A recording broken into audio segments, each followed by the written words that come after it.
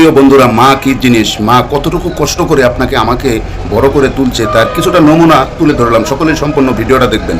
রাত্র গভীর, রাত্র 3টা বাজে। দেখুন বাচ্চার ঘুম ভেঙে গেছে, বাচ্চাকে কুলে নিয়ে হাঁটাহাঁটি করতেছে। বাচ্চার বাবা কিন্তু ঘুমাচ্ছে, মায়ের চোখে কিন্তু ঘুম নেই। বাচ্চা যখন কান্না করলো সাথে সাথে ঘুম ভেঙে গেছে। রাত্র 3টা বাজে।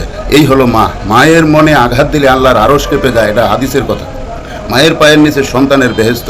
মায়েরও কিন্তু ঘুম নেই। বাচ্চার যখনই ঘুম ভেঙে যায় তখনই মায়েরও ঘুম ভেঙে যায়। রাত্র 4টা বাজে, মা এখন একটু শুইল, ঘুমোচ্ছে। এমতো অবস্থায় স্বামী কিন্তু জাগনা পাইছে, ভোর হয়ে গেছে। স্বামীর জাগনা পেয়ে দেখতেছে বাচ্চা লড়াচড়া করতেছে। তার বউকে আর ডাকাডাকি করেনি, ডাকাডাকি না করে সে উঠে। এরকম স্বামী পাওয়া ভাগ্যের ব্যাপার।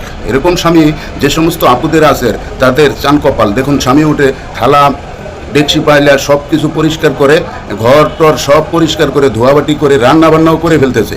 সে কিন্তু অফিসে যাবে, অফিসে যাওয়ার জন্য রেডিও হচ্ছে। রান্না বান্নাও শেষ, বউকে ডাক দেয়নি। বউ জাগনা পেলো সকাল 7টা বাজে।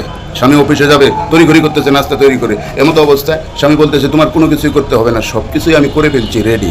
বউ তো মহা খুশি। এরকম স্বামী পাওয়াটাও ভাগ্যের ব্যাপার। যাদের এরকম স্বামী আছে, এরকম ছোট বাচ্চা আছে, অবশ্যই বউদের প্রতি একটু খেয়াল রাখবেন।